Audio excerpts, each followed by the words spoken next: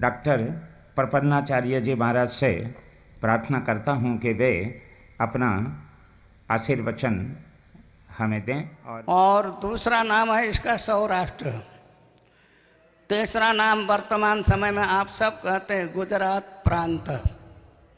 ये प्रभास क्षेत्र में, इस सौराष्ट्र में अनेक महापुरुष लोग हुए हैं। अनेक महापुरुषों के ये जन्मभूमि है, अनेक महापुरुषों के ये कर्मभूमि है।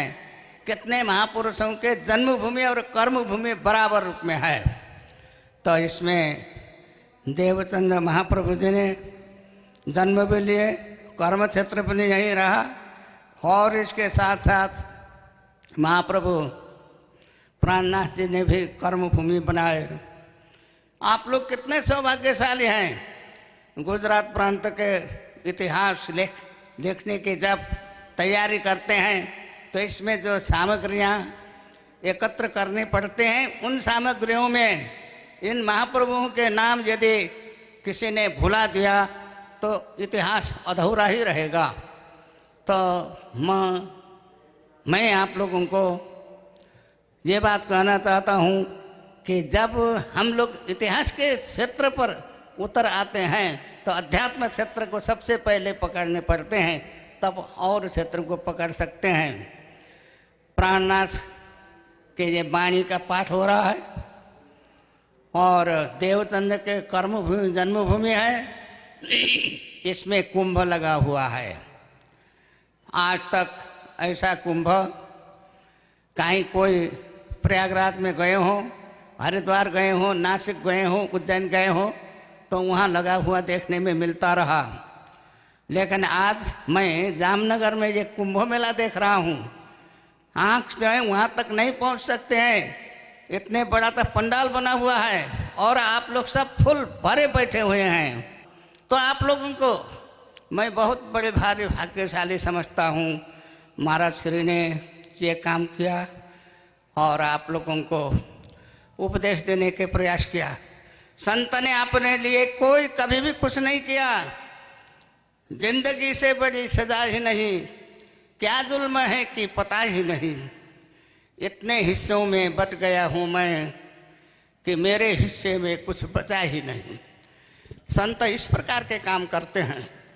आप लोग कहते हैं ये सारा का सारा जायदाद साधु संतों के हैं। कोई नहीं है। ये समाज के लिए, राष्ट्र के लिए साधु संतों महात्मा लोग समर्पित हुए हैं।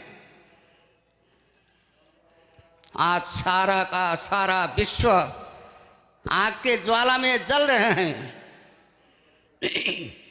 और शांति का उपदेश देने वाला कौन है? सारा तो आग लगाने वाले हैं। सारा का सारा आग लगा करके संसार को भस्म कर देना चाहते हैं। कौन अपराधी है? इसके अपराधी को ढूंढने के लिए जाना पड़ेगा। तो आप लोगों के भीतर, हमारे भीतर है। इन चीज़ों को छोड़ करके हम थोड़े से नीचे हो जाएं तो सारा का सारा जो विश्व है उसको हम आत्मसात कर सकते हैं। उदार चरिता नाम तो वसुधैव कुटुंबकम, विश्वम एक निडम। वेद में ये लिखा है सारा विश्व एक निड है। लेकिन संतोष नहीं है लोगों को। कहते हैं हिंदू सांप्रदायिक है। हम कहते हैं इतिहास देख करके हिंदू ना पहले सांप्रदायिक रहा और ना भविष्य में रहेगा। हिंदू के जितना उदार कोई नहीं है।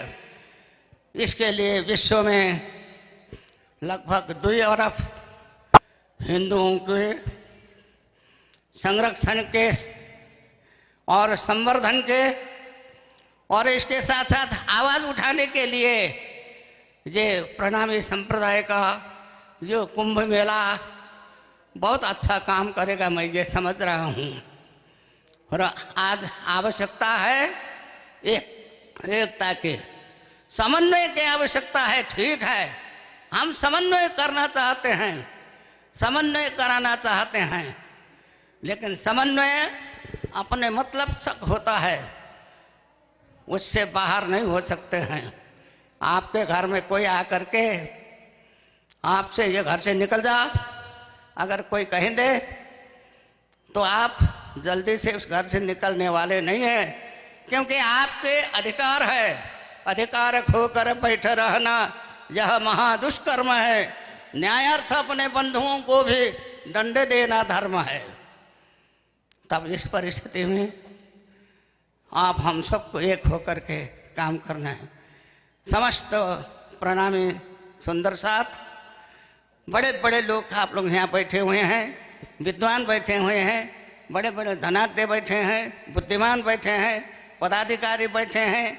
आप सब से हम निवेदन करते हैं कि हम एकता को बनाए रखें और विश्व का वास्तविक स्वरूप को लेकर के हमारे हिंदुओं के एक मूर्धन्य स्वरूप इसमें तैयार हो गया। इसके लिए बहुत अच्छा माने मौका मिला हुआ है। आज उद्घाटन के पावन अवसर पर मैं इन शब्दों के साथ जितने श्रद्धावती भक्तिमती माताएं बैठी हुई हैं, विश्वास स्वरूप समस्त पुरुष वर्ग बैठे हुए हैं, सभी के साथ मेरा एक ही ये संदेश है, हिंदुओं के एक होना जरूरत है और सारा का सारा एक हो करके हम एक वास्तविक स्वरूप को समझ के आगे चलें और हमारे धर्म और संस्कृति को हमें छोड़ना नहीं है।